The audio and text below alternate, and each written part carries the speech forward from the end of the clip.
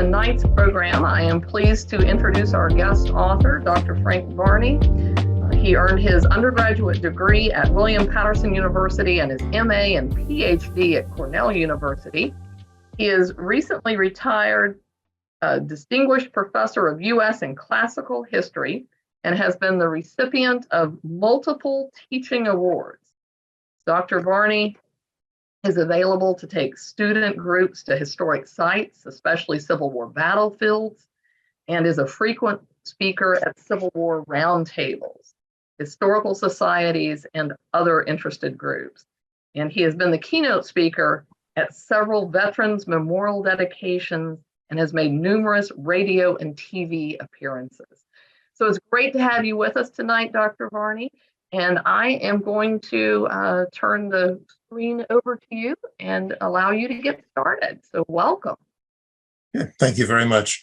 I appreciate the interest everyone's shown by coming to this. All right, I'm here to discuss my second book, General Grant and the Verdict of History, Memoir, Memory, and the Civil War.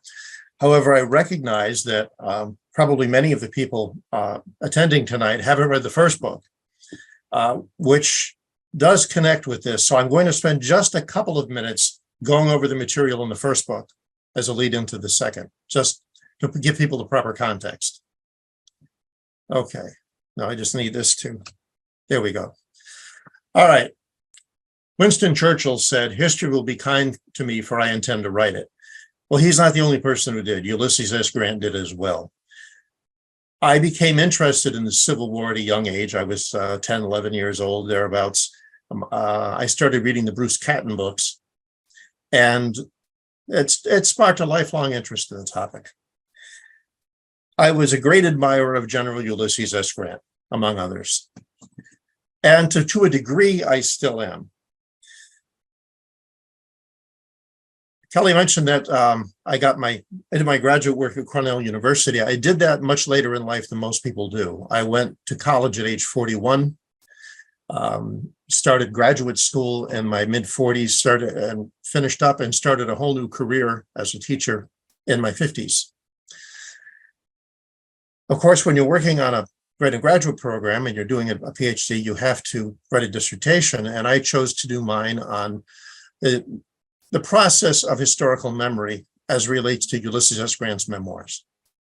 One of the things that I had noticed was that Grant in his memoirs was not terribly shy about giving his opinion of people. And I became curious as to how accurate he was. One of those surveys had recently come out, which historians feel compelled to do every few years, whether we need it or not, where we rank presidents. And Grant in that survey has ranked where he habitually did, near the bottom. A more recent one has ranked him substantially higher, which I find interesting. Well, the question I asked myself was, since many historians say Grant was a personally honest man, but a very poor judge of people, who surrounded himself with the wrong people when he was in the White House, people who took advantage of his naivete and his generosity and made his administrations quite corrupt, well, maybe he was wrong about some of the people he didn't like when he wrote his memoirs. So I picked one of them, William S. Rosecrans, as the target of my investigation. The reason I chose Rosecrans was simple. He was a very important figure in the context of the Civil War. He was an army commander. He commanded in several battles, won most of them. He lost one. And yet he was the only Union major general of many of them who didn't have a statue anywhere. I thought that was rather interesting. So I decided to do an analysis of him and see if Grant's negative opinion of him was warranted or not. Well, I was rather surprised to learn, this, by the way, is General Rosecrans, that he actually kind of got a raw deal. Rosecrans's performance was much better than I had expected when I started going back and looking at the primary source documents. What had happened was Grant's memoirs, as most of the people watching this probably realize, were written under very dramatic circumstances. The former president of the United States, who was bankrupt, again, he's kind of the classic rags to riches to rags to riches to rags to riches story, was dying of esophageal cancer. And his friend, Mark Twain, when you're a former president, you have some cool friends, I guess, convinced him to write his memoirs. And Grant did. And he finished them only a couple of weeks before his death. And they've never been out of print. What I knew all that. What surprised me was when I started looking at things historians had written about the Civil War, how often Grant was their primary source. Indeed, in some cases, their only real source. What had happened was something like this. Historian A writes a book about some event of the Civil War, a battle, for example. Historian B writes a book about that, and he uses historian A as his source. C writes a book and uses A and B, and then you can see that goes on. The next thing you know, we pick up a book. We're studying the Battle of Chickamauga or the Battle of Shiloh or whatever, and every book you read about it says the same thing. So you expect, well, that must be what happened, because all the books say it did. Well, when I started tracing it back up the line, what I noticed and was shocked to notice was how often I came to the original source being Ulysses S. Grant, often his memoirs. And as an example, and this is discussed in book one, in one case, a historian who wrote a book called, its title is The Generalship of Ulysses S. Grant, and it analyzes Grant's generalship, and almost the only source for it is Grant. That didn't seem like a terribly balanced approach to me. There's certainly nothing wrong with using Grant's memoirs as a source, but I think there should be other sources besides just the one. So I started going back and looking what other people had to say about the events. All right, now these are some of the things that are touched on in book one. I'm only going to discuss these very quickly here. In the Battle of Shiloh, Grant was surprised at Shiloh. There's really no getting around it. And yet he went to his grave denying that he was surprised. He, in a letter to his father, wrote, "We could not have been better prepared had they sent us written notice 3 days in advance that they were going to attack." Well, if that's the case, then how come his army wasn't entrenched? Almost none of the units were actively patrolling. And when the Confederate attack came, why was Grant 8 miles away having breakfast and not in contact with his army? So Grant was surprised. Well, that happens. There are no perfect generals. Grant recovered from his surprise and won the battle. That's admirable.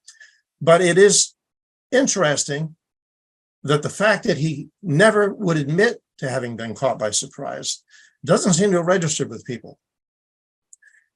But it's kind of establishes a pattern of deceit. Battle of Iuka. Grant was trying to drive Confederate forces out of the town of Iuka, Mississippi, and the plan was for Grant and Edward Ord to approach from the west, while Rosecrans's column approached from the south. Excuse me a moment.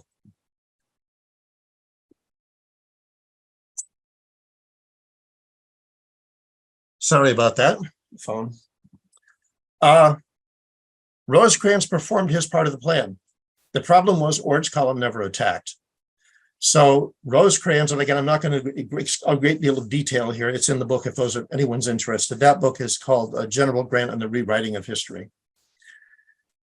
Rosecrans won the battle, although he was heavily outnumbered. He launched an active pursuit, and yet Grant later claimed that Rosecrans had not obeyed orders and allowed the Confederates to escape. Well, what's interesting is that during the Battle of Iuka, Grant claimed later in his memoirs that he was coordinating the movements of his columns from his headquarters in depot in Burnsville, and yet there was a period of 40 hours in which not a single written command leaves Grant's headquarters over his signature. There's more to it than that, but I really think something was seriously wrong at Iuka. Battle of Corinth.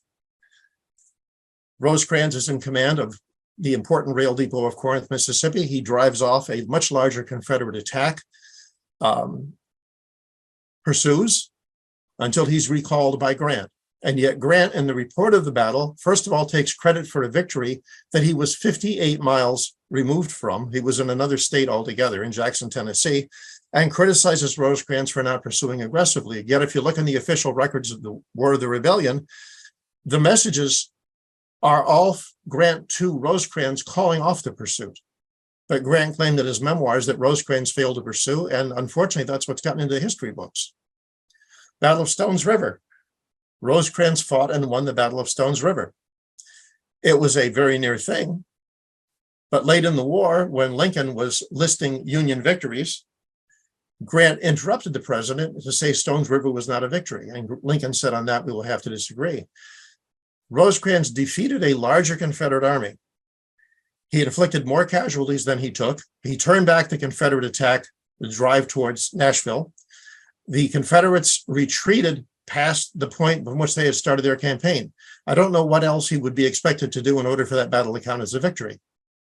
And yet, it seems to generally be treated by historians as sort of a haphazard affair in which Rosecrans played almost no part. Again, I'm not going to go into a lot of detail here, but we have a very flawed image of what happened at Stones River. And finally, from book one, the Battle of Chickamauga. Rosecrans was defeated at Chickamauga, there's no doubt about it, but there's a whole lot more to the story than we've been told. We have this flawed image that Rosecrans panicked on the battlefield and ran and abandoned his army. That's simply not true. There are 4 cited witnesses for that, and as I show in my research in the first book, none of them are credible witnesses. One, in fact, was not even present, and another one never said it. Another one who did say it later retracted it, although sadly not publicly. There were 4 other witnesses who simply flatly denied it at the time and afterwards, but somehow their accounts don't seem to matter. So Rosecrans was defeated at Chickamauga. However, the object of the campaign, Chattanooga, was still in Union hands when the battle was over. So, and again, there's just a whole lot more to that, but I'm not going to go into great depth on those now. I want to move into the second book. Okay, this is, by the way, Colonel Mortimer Leggett, and my research for the first book shows that Colonel Leggett was largely responsible for the ill feelings between Rosecrans and Grant. I discovered a very obsequious letter that he wrote to Grant in which he claimed that Rosecrans was behind stories appearing in Northern newspapers that Grant was drunk during the Battle of Iuka. There is no indication that it was true. However, this gentleman appears to have egged Grant on. Okay, Joseph Hooker. The second book basically discusses Grant's relationship with 3 Union generals: Joe Hooker, George H. Thomas, and Gouverneur Kemble Warren. Joe Hooker, Fighting Joe as he was known, he never much cared for the sobriquet, but he performed fairly well on the battlefields of the East. He certainly was not a flawless general by any means, but then those aren't really thick on the ground anyway. His great defeat, Battle of Chancellorsville. Again, the book goes into a lot more detail than I intend to here. What's interesting about the Battle of Chancellorsville, however, is that although there's certainly no doubt that Hooker was defeated, a court of inquiry launched by Congress found that there was really almost no fault to be attached to Hooker for what happened. They said 4 things had gone wrong, and 3 of them were completely beyond his control. One of them was the failure of Oliver Otis Howard to protect the right flank. He was given repeated urgent commands by Hooker to refuse his right to entrench, to await a Confederate attack. He did none of those things. Hooker sent reinforcements, which Howard sent back. And then when the Confederate attack came, Howard was caught completely unprepared. The second thing that the Congress found went wrong that was beyond Hooker's control was the fact that when he ordered John Sedgwick's corps from Fredericksburg to move to attack the Confederate rear, Sedgwick simply did not carry out his orders. And again, the decision of the Congressional Subcommittee, as testified to by many Union officers who were present at Chancellorsville, including several of Sedgwick's own command, was that it could have worked. Sedgwick simply did not exert himself to carry out the orders, and that the orders were entirely reasonable. Again, is that Hooker's fault? No, Congress said no. The third thing, which was by no means his fault, was, as many people here probably know, Hooker was leaning on a pillar on the front porch of his command post at the Chancellor Mansion. He was writing orders, and a cannonball struck the pillar, and he was very badly concussed. Anyone who's ever had a concussion can testify to the deleterious effects of that. You really aren't yourself. And even one general, Doubleday, who didn't like Hooker at all, he said that what happened there was simply not Hooker's fault, that the concussion would have felled anyone. So Chancellorsville was a Union defeat, but it was not a catastrophe in terms of what Hooker did wrong. A lot of things conspired. Had things gone differently, the result might have been differently. might have been quite different. It might have been Union victory. However, he failed. Army commanders are expected to overcome difficulties, and Hooker did not overcome these. Even so, he did generally have a good record when he was in command of the Army of the Potomac and before that, when he was a corps commander. All right. After the Battle of Chickamauga, Rosecrans' command was penned in Chattanooga, and we have stories that the Army was starving and on the verge of mutiny. My research shows that that's simply not true. I've read hundreds of letters and dozens of journals of officers and men who were in Chattanooga at that time, and none of them reported widespread hunger among the men of the Army of the Cumberland. Some of them complained about the monotony of the diet. That was it. Supposedly, according to most of the common histories, Grant relieved Rosecrans from command and appointed George H. Thomas to it when Grant took overall command of the troops in the area. And Grant, within only a few days, opened the Cracker Line, a supply line known as the Cracker Line, and saved the Army of the Cumberland from starvation. Well, there's a problem with that. In those letters and journals to which I referred, I discovered mentions of the Cracker Line by that name 11 days before Rosecrans was relieved of command. According to the officers and men, the supplies were already arriving before Rosecrans was relieved. Again, there's a lot more to it than that, but that, I think, is one of the important features. The Army of the Cumberland, George H. Thomas, stoutly denied that the Army of the Cumberland was in any danger of starvation. Well, Hooker was part of the reinforcement sent to Chattanooga, and when Grant launched his breakout to break the rebel siege, Hooker's role in it was to take Lookout Mountain, that eminence you see on the screen before you right now. If you've ever visited Chattanooga and gone up that mountain, and I have several times, I tell you the truth, I wouldn't want to try to walk up that thing with nobody shooting at me, let alone try to do it under fire. Now, it's interesting to me that when Rosecrans had to withdraw into Chattanooga, he did not try to hold Lookout Mountain. He was heavily criticized for that by Grant at the time and by historians ever since, historians who've taken their cue from Grant. And yet, oddly enough, during the Battle of Chattanooga, when Hooker captured it, it was dismissed as not important. Grant once said of it in a widely reported newspaper interview in Hamburg, Germany, when he was former President Grant, there was no battle above the clouds. It's all a romance. There was nothing on Lookout Mountain that day that deserved the title of a battle. Well, again, read the letters, read the journals, read the after-action reports of the officers and men involved, and you get a completely different picture than Ulysses S. Grant has given us. However, far too many historians, taking their cue from Grant, have just dismissed what happened on Lookout Mountain that day as though it was completely unimportant. Okay, take a look at this map of the Battle of Chattanooga. You notice at the top of the screen, Sherman. Grant's plan was for Sherman to attack the Confederate right on Missionary Ridge. He was to get up on the ridge and then sweep the ridge and drive the Confederates off. In the center was George H. Thomas, the Army of the Cumberland. Thomas had taken command over after Rosecrans was relieved. And they were basically there to help pin the Confederate center in place. And if you see at the bottom of the screen, Hooker was to take Lookout Mountain and again, tie up Confederate reserves. The problem is Sherman was unable to get onto Missionary Ridge. His attack stalled. Hooker, on the other hand, took Lookout Mountain, went down the other side, bridged a ravine, and started driving along Missionary Ridge. Grant ordered the Army of the Cumberland forward and to take rifle pits at the base of the ridge. They did. They then just continued up the ridge under fire. Grant reportedly was furious. Witnesses on Orchard Knob, where his headquarters was, have him yelling at other officers. Who ordered those men up that ridge? Granger, did you order them up? Wood, did you order them up? Basically, heads will roll, except the attack succeeded. Now, why is this a problem? Well, the problem is Grant, in his report of the battle, rewrote his report of it to make it basically appear that it was all due to his military brilliance. He said, having seen that the enemy had to detach large forces of their reserves from the ridge in order to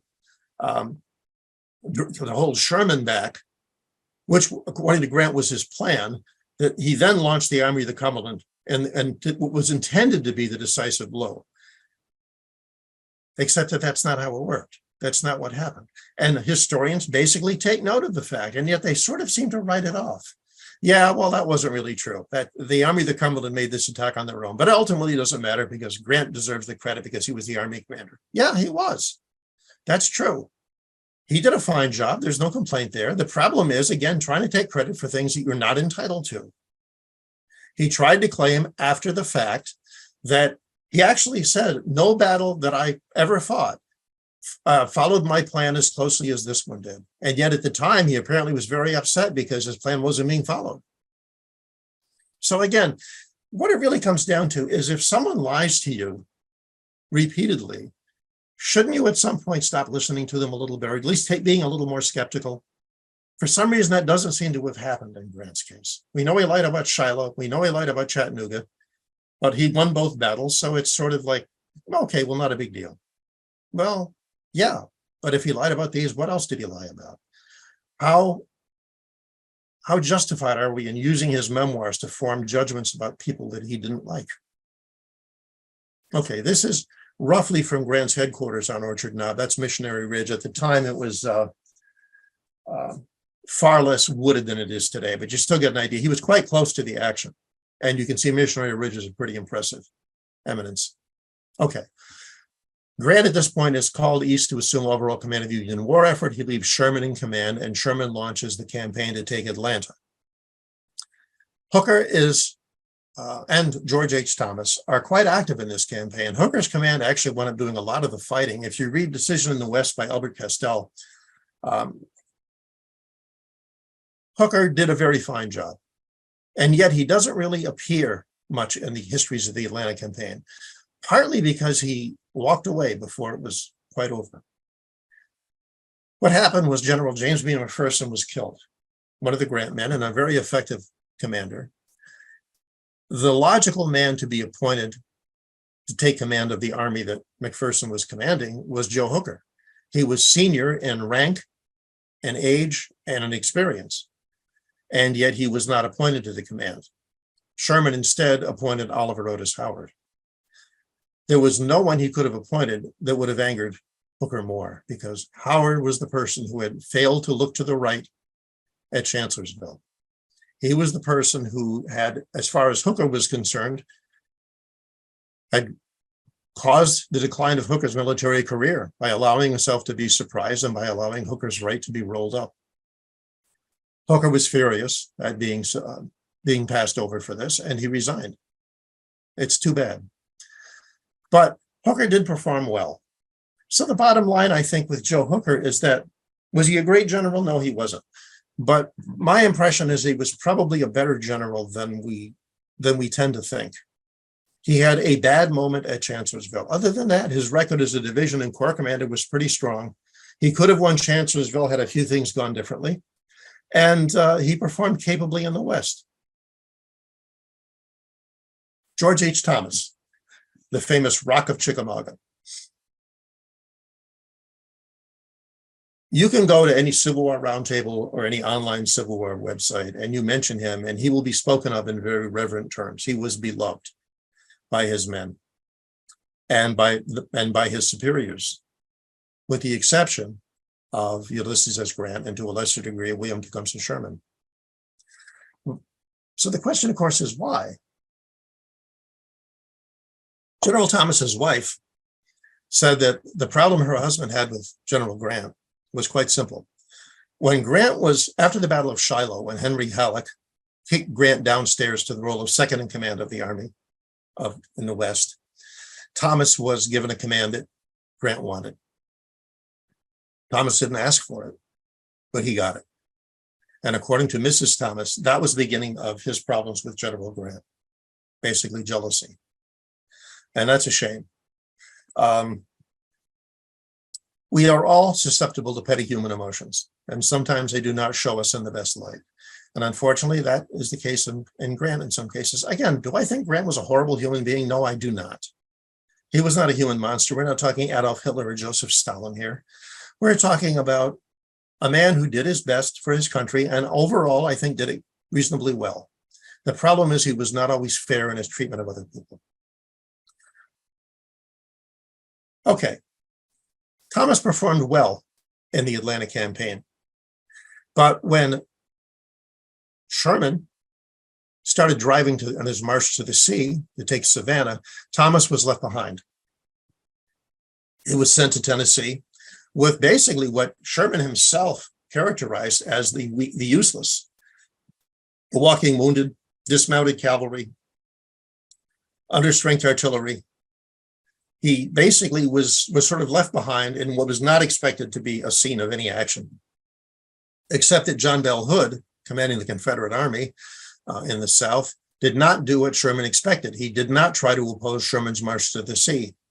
Hood believed he probably couldn't stop Sherman, so there was no reason to try. So what he wanted to do was launch a diversion. If he could launch a successful invasion of Tennessee, perhaps Sherman would be forced to turn around and deal with him. So that's what he did. Another historian, Albert Castell, said that the impression that he got when he was reading some of the dispatches from Grant and Sherman was almost one of panic. If Nashville fell, what would happen next? There were no substantial Union forces between Nashville and, say, Cincinnati. Can you imagine a Confederate invasion capturing Cincinnati, perhaps driving towards Chicago? I mean, it would change the entire texture of the war. Well, Hood was defeated at the Battle of Franklin by a detachment of Thomas's command, but they did not have the numbers or the supplies in order to hold at Franklin. Thomas pulled them back to Nashville. Hood followed him there, and then Hood doesn't seem to have known what to do. He didn't attack Thomas, who outnumbered him. Hood didn't really have enough troops to effectively besiege Nashville. So he just sort of dug in and seemingly waited to see what Thomas was going to do. And in the chapter dealing with this, in my book, Grant is firing off message after message after message to Thomas, urging him to attack. And Thomas is replying in calm and measured tones that he couldn't attack. For one thing, the Confederates have Nathan Bedford Forrest and his highly effective mobile cavalry force. Thomas, on the other hand, had almost no cavalry, who actually had horses and therefore could be cavalry. He had nothing to oppose Forrest with. He had no way to effectively pursue Hood, even if he could defeat him at that point. He was simply waiting while he got things organized. Now, you can criticize if you wish and say, well, he should have attacked anyway because he was ordered to, but consider this. Thomas waited until he felt he was ready to attack. One of the delays was caused by a very bad ice storm, and there was really no way around that. And when he was ready, he attacked, and he inflicted a very significant defeat on Hood. So any seeming delay on Thomas's part, whether it was real or imagined, didn't have any effect on Union forces at all. The Union didn't lose anything substantial because Thomas waited until he was ready to launch his attack. So why should there be a negative here? And yet Grant was actually ready to relieve him of his command. First, he had John Schofield, who was part of Thomas's command structure, working behind the scenes to undermine Thomas. Interesting, and that Thomas and Schofield had an interesting clash when Schofield was a cadet at West Point and Thomas was on the faculty there. There was a scandal, a sexual scandal, basically, at West Point. Schofield was kicked out of the academy. His father was a friend of Senator Stephen A. Douglas, so Schofield was readmitted, and Thomas was one of two faculty members who voted against Schofield's readmission, the other being Fitzjohn Porter, who was also wound up being court-martialed after the war. So it's entirely possible that Schofield had reasons to dislike Thomas, and yet there he was on Thomas's staff, sending apparently secret messages to Grant. Grant dispatched Blackjack Logan to Tennessee. He's with the orders, if Thomas is not attacked by the time you get there, assume command of the army. I mean, Grant apparently had started on his way himself when word came that Thomas had not only attacked Hood, but inflicted one of the most significant defeats any Union army was to inflict on another during the war. So Thomas is criticized by Grant, but here's an interesting thing.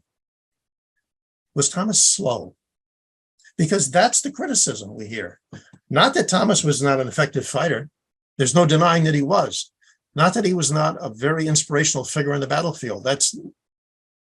We read that over and over again.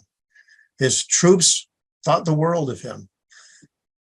Grant couldn't effectively complain that Thomas was not effective, that he was not efficient, that he was not courageous. What he could say is that he was slow. And he did in his memoirs, and particularly and in other places as well. He said in his memoirs, we used to laugh and say, General Thomas is too brave to run away and too slow to attack, or words to that effect. But nobody else seems to be saying that. Thomas served under Don Carlos Buell early in the war. Buell never complained that he was slow. He served under William S. Rosecrans for a couple of years. Rosecrans considered Thomas by far his most effective corps commander. No one else is complaining that Thomas is slow, only Grant, and retroactively Sherman. During the Atlanta campaign, Thomas and his men were always where they were supposed to be, when they were supposed to be there. So where and when was Thomas slow? We don't have any real indication except the word of Grant for this. And yet there it is in the history books. Thomas is slow. There was no to impugn his courage, so Grant, as he did in many cases, damned him with faint praise. Okay, which brings us to the third victim, Governor Kemble Warren. Okay, Warren was one of the heroes of the Battle of Gettysburg. He was directed to Little Round Top by George Meade during the battle, second day, and was shocked to discover there were no Union troops there where they were supposed to be. They'd been pulled off by Dan Sickles when he made his unauthorized advance into the Peach Orchard. Warren dispatched messengers all over that part of the battlefield and went himself and kept pulling Union reinforcements up to Little Round Top, often only minutes before Confederate attacks. He was later promoted to command of the Fifth Corps. He was engineer of the Army of the Potomac at Gettysburg. And he performed effectively for the rest of the war. And then he was relieved from command of the Fifth Corps 9 days before the end of the war after a victory. Okay, one of the things that got him in trouble was this guy, General Ambrose Burnside. Burnside is generally not considered a particularly effective commander. I mean, William Marvel has told us that there are some unfair things that have been said about Burnside, and I think Mr. Marvel is correct. However, I don't think anybody can argue Burnside was a military genius. Well, the Battle of the Crater went wrong. It was one of the most visible failures of the war. Union forces were locked in the siege of Richmond and Petersburg. Colonel Henry Pleasants, an engineer of Burnside's command, suggested that they used coal miners, whom he had in his command, to dig a tunnel under Confederate lines, pack it full of gunpowder, detonate it, and blast a hole in the Confederate lines. I said Union, I meant Confederate, in the Confederate position. Burnside passed it up to Meade, who passed it up to Grant, and it was approved. The problem is, at the last moment, Grant and Meade changed the unit that Burnside intended to use and had trained for the purpose, basically because it was, in the parlance of the time, a colored regiment. He was told at the last minute, substitute another division. And he did, and he didn't make a very good choice. And it was a very visible failure. And there was a court of inquiry held. At the court of inquiry, one of the witnesses was Governor Kemble Warren, whose Fifth Corps was directly adjacent to the action and who had a very good view of it. General Warren was asked why this attack failed.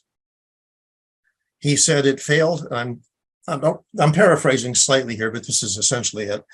For the want of a common command, someone in position who was able to give orders to all the units involved, because the attack was very disjointed. George Meade, who was present, angrily said, "Are you talking about me?" And Warren simply repeated what he had said, someone who could give orders to all the units involved. Well, there were 3 units involved. Burnside's semi-independent Ninth Corps, Warren's Corps of the Army of the Potomac, and another corps of the Army of the James. The only person in the Army with sufficient rank to give orders to command those 3 separate commands would have been the General-in-Chief, Ulysses S. Grant.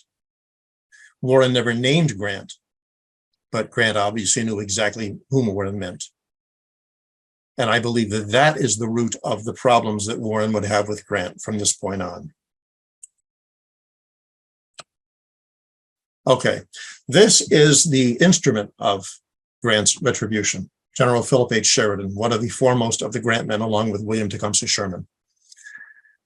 Sheridan was commanding the cavalry, and they were probing the far Confederate right, trying to find a way they were trying to attenuate the Confederate lines to weaken them enough where Grant could achieve a breakthrough.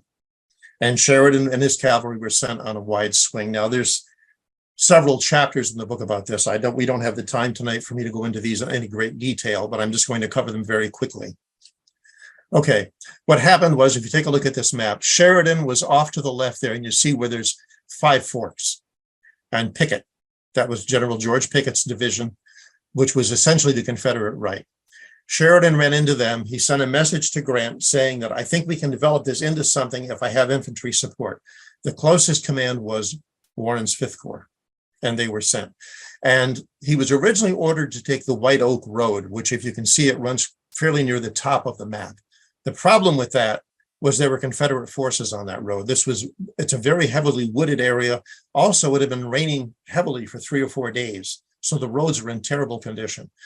The orders reached Warren around 10:30 at night. He had to disengage. His troops had been in combat all day, and march a circuitous route through the dark and the rain, crossing a couple of streams in order to get into position. When he got into position, you can see Sheridan's cavalry on the center and the left, Warren's infantry on the right.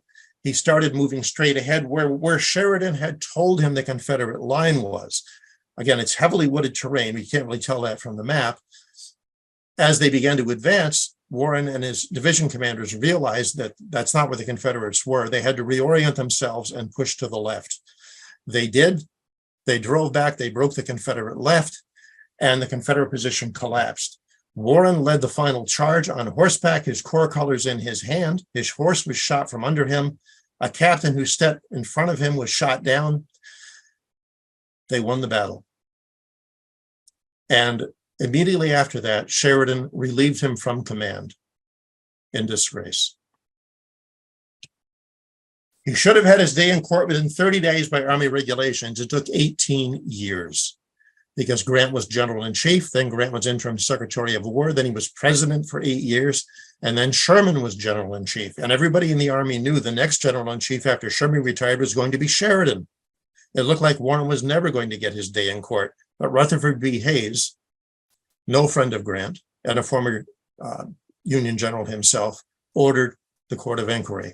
There were 81 days of testimony. It was dragged out over 18 months because Grant and Sheridan and their witnesses made themselves unavailable.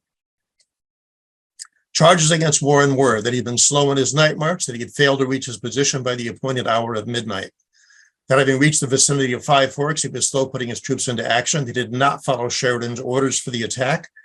Let's just do these one at a time. Slow in his night march. Well, as I said, he got the orders late at night on a very rainy night, and he had to traverse some really bad roads. I'll show you a couple of slides of what the area looked like. Also, there was simply no way he could possibly have been there by midnight. We'll develop that.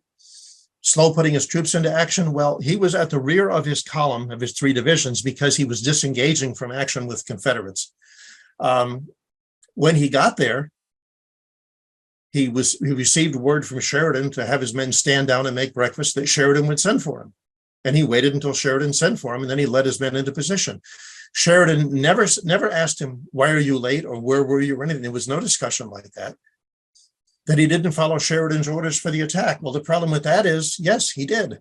There were numerous eyewitnesses who said that Sheridan drew out on the ground what he wanted, the positions like a map, and that Warren then copied it onto a piece of paper, showed it to Sheridan, who approved it. Warren then wrote the orders for his division commanders, showed those to Sheridan. They were approved, and those were the orders that were sent. If Sheridan didn't like them, he had certainly had opportunity to say so. That he didn't exercise adequate control over his troops. Well, that's partly because Sheridan gave him the wrong indication as to where the enemy was. When he found out that that was the case, then Warren wrote in and redirected his troops. That he permitted one of his divisions to break and did not exert himself to inspire the men. One of his divisions did break, but as I mentioned, Warren rallied them and led them on horseback in the final charge. He certainly did exert himself. And this is the key, that he ignored a direct order by Grant, that he was to be with Sheridan by midnight. This, to me, is part of the key to the whole thing.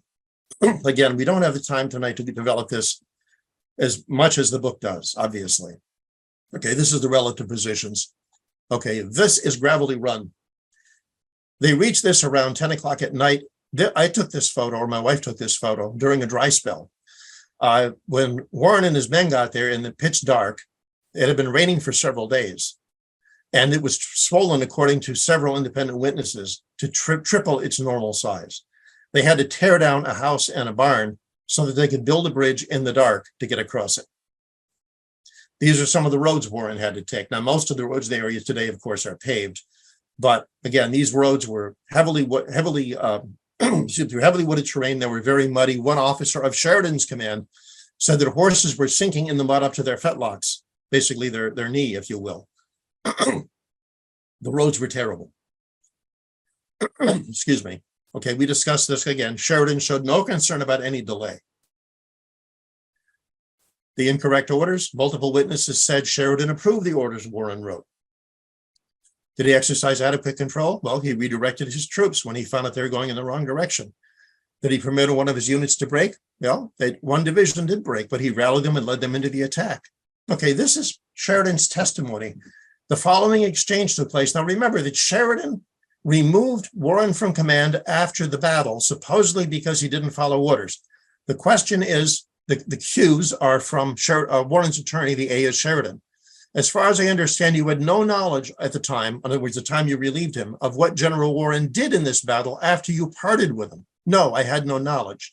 Did you make any inquiry to find out what he'd done? I didn't have time. You never asked him? No, I did not. That seems to me a pretty flimsy basis to ruin a man's career.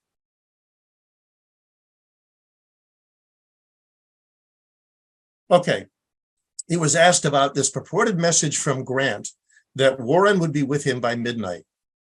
The only two witnesses who said this message was ever sent were Grant and Sheridan. No one else was able to testify that it ever existed.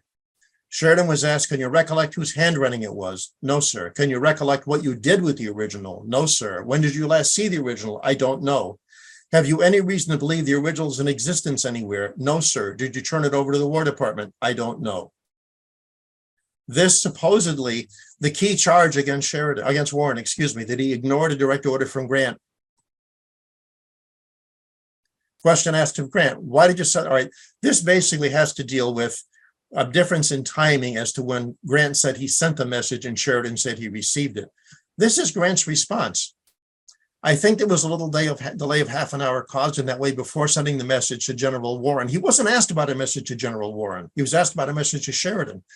I think there was a little delay in sending General Warren his orders in consequence of that. I think that I did, as I have stated, but it will not be sure about that. I think there was a delay of that. Could he be any more vague? I have an indistinct recollection. Grant volunteered to take the stand. He wasn't subpoenaed, and he testified Warren disobeyed a direct order. Warren was acquitted of all charges. Indications are the order from Grant never existed. Again, two witnesses. First, Grant testified he sent a particular officer to carry the message. That officer, when he testified, said, no, I did not carry the message. I made one ride that night from Grant's headquarters to Sheridan's headquarters. He was asked how long it took. He said 2 hours. Then they said, oh, no, it was Michael Sheridan, General Sheridan's brother. He said, no, I did not. I carried a message that night. I did not carry that message. When I left General Grant's headquarters, it had not been determined what troops were going to be sent. How long did it take you? An hour and a half. I rode at a dangerously reckless pace. They finally decided, Grant and Sheridan did, that it was an officer named Kellogg who'd been sent. Kellogg was conveniently dead at this point and could not be called to testify. Here's the thing, though. When under questioning, again, we don't have time to go into it here, the timeline was brought up. In order from the time Grant said he sent the message to the time Sheridan said he received it, Kellogg would have had to make that ride in 15 minutes. The other two messengers who made that ride that night took 2 hours and took an hour and a half. There was simply no way Kellogg could have done it in 15 minutes. And if the order wasn't carried by anyone, then the order didn't exist.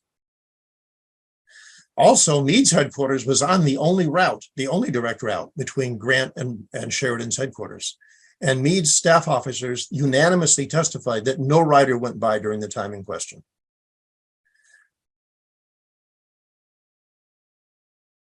Okay, here's the problem. Sheridan and Grant both testified under oath that that order had been sent.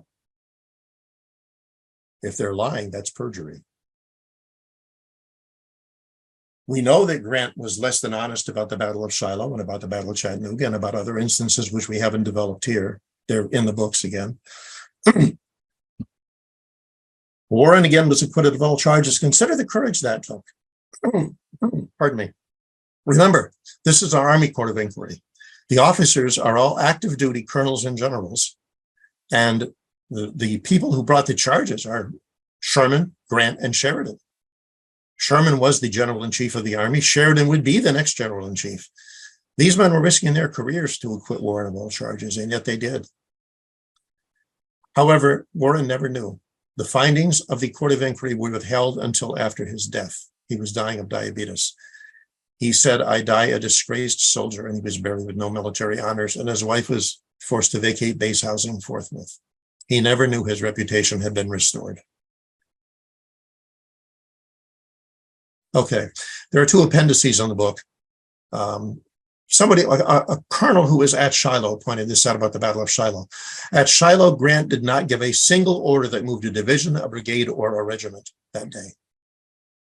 The first day of the Battle of Shiloh. And that's interesting, as opposed to the battles of Chickamauga and Stones River, in which Rosecrans, by the reports of his officers, was all over the field. There is only 2 officers who report seeing Grant on the field at Shiloh on the first day of the battle. And Don Carlos Buell, when he led his army to the battlefield, said he found Grant on a steamer in the middle of the river, not ashore with his troops. I found that interesting. Again, this is from a colonel who was there and who generally favored Grant. At the Battle of Belmont, again, this was told by a colonel who was present. Grant told the story of the Battle of Belmont at least 11 times, and every time he told it was different. 10 of those times were in writing. The first one was he was in a conversation with another officer in which he basically said it was a very near thing. My troops were almost routed. It could have been bad. By the time he was done, it was a notable victory. And one of the most well-remembered aspects of the Battle of Belmont is mentioned by no other witnesses, only by Grant.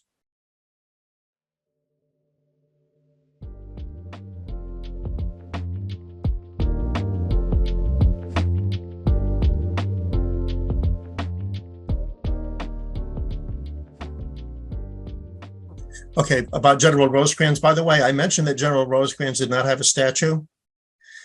He does have one now. And my wife and I were there for the dedication, as were 41 Rosecrans descendants, and they named us honorary Rosecranses. Huh. Which I thought. And it looks like there's one from Mary a little bit later down about how your research differs from Gallagher, McPherson, and Chernow. Okay, you're talking about, from Mary. Well, there's certainly room for disagreement.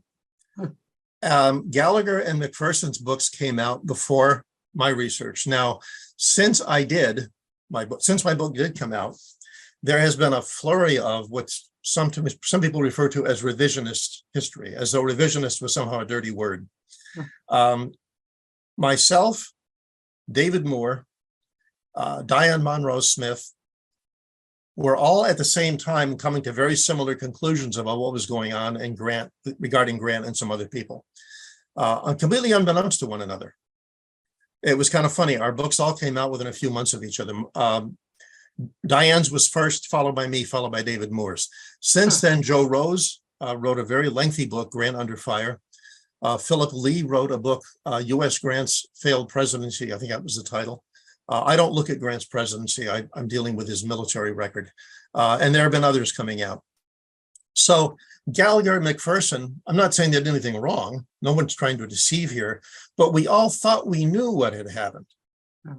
Because that's what we've been reading all of our lives. We've been reading that these are the events that as they happen. And it was I just happened to have a different reason to dig into the primary sources. We don't expect every historian to go back and completely go back to all the primary sources every time. There isn't time to do that. We think we know. I thought I knew. I was very surprised to discover that a lot of what I thought I knew turned out to be wrong. As far as Mr. Chernow, and by the way, all these books are very well written. Gallagher, McPherson, and Chernow. Gallagher and McPherson in particular are excellent writers. They really, really grab your interest. I was a little disappointed in Mr. Chernow's book simply because he kind of ignored about 15 years of Grant scholarship. If he picked up my book, Joe Rose's book, one of Diane Monroe Smith's books, David Moore's book, he might have been inclined to go dig a little deeper.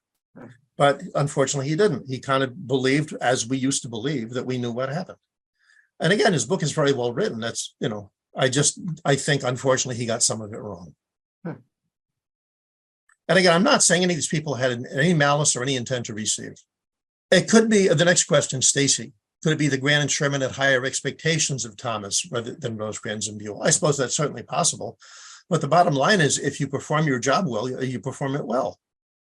Thomas performed effectively under Buell and under Rosecrans. And he did under Grant and Sherman as well. If you take a look at the Atlanta campaign, as I said, Thomas's troops are where they're supposed to be when they're supposed to be there.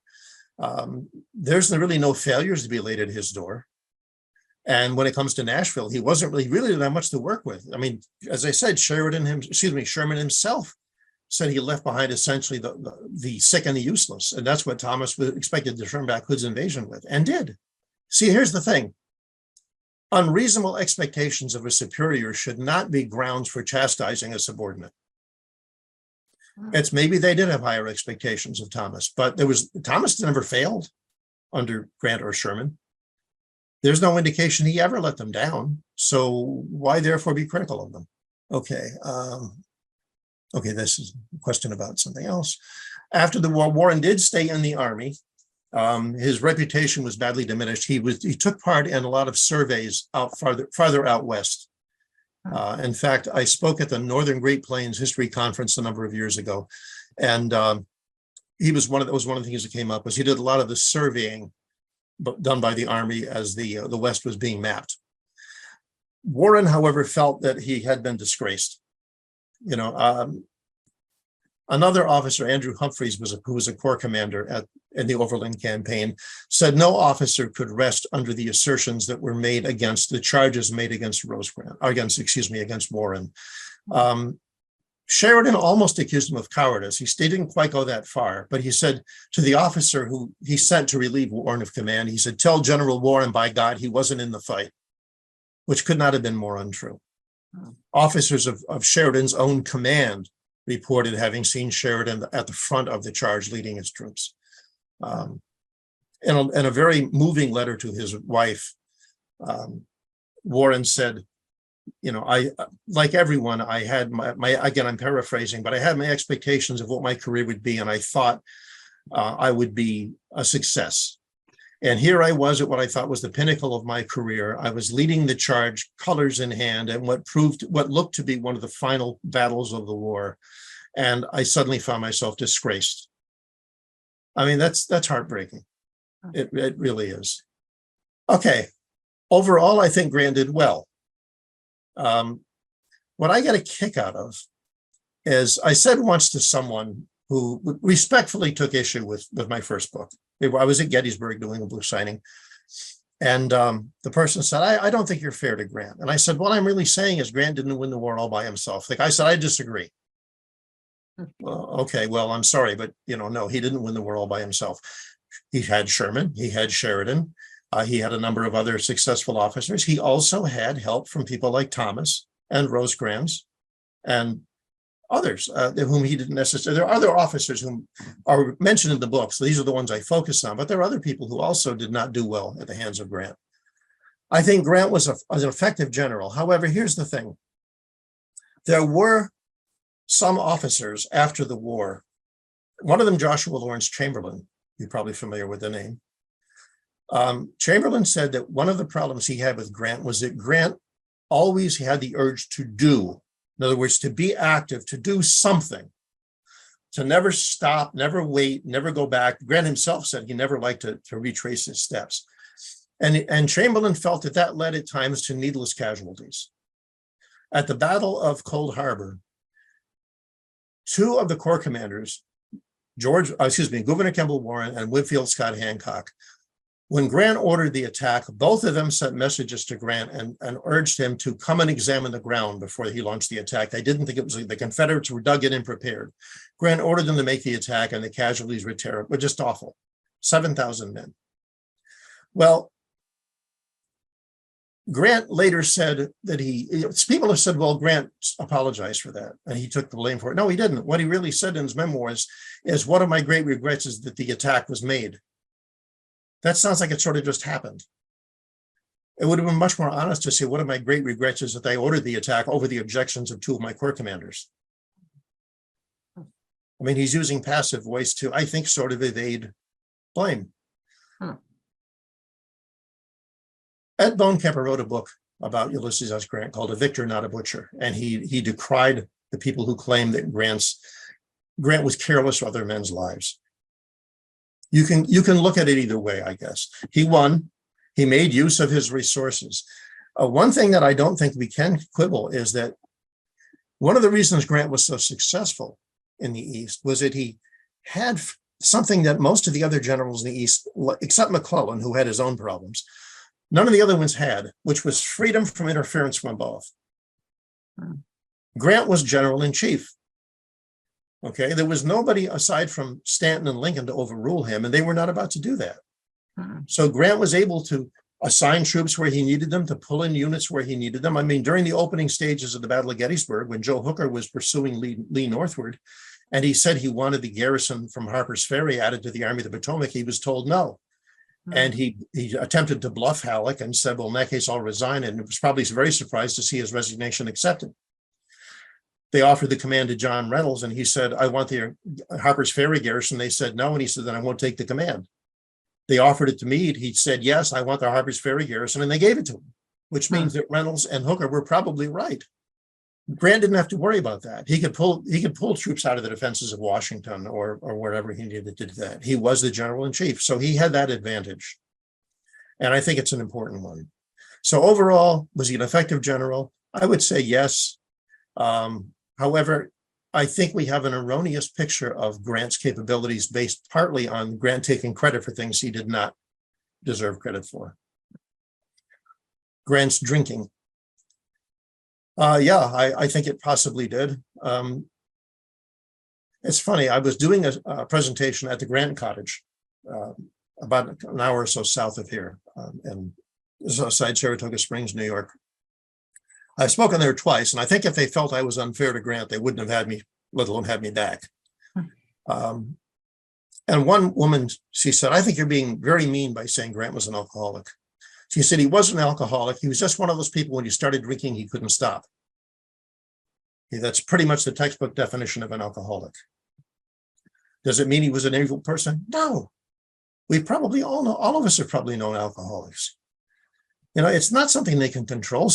I've had wonderful people that I've known who've struggled with substance abuse in one form or another. I think it did. I think there were times Grant lied to cover up for the fact that he had been drinking. I think that's what happened at Iuka. I think Grant was probably drunk when the Battle of Iuka was going on.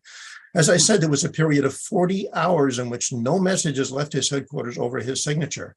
And then two of his aides, one of whom sent the only orders to leave Grant's headquarters at that point. One of them rode 23 miles to Rosecrans to find out what the plan was supposed to be. They had just come from Grant's headquarters. You'd figure they would be able to ask him. Okay, and there's something very strange was going on that day. So yeah, I think Grant's drinking did have something to do with his lying. I think there were times that he was inebriated and he felt he had to cover for it. Well, Kelly, thank you very, very much for giving me the opportunity to make this presentation. I really enjoyed myself, and thank you very much for the folks who signed in and who paid me some lovely compliments in the chat messages. I really appreciate that. Good night, everyone.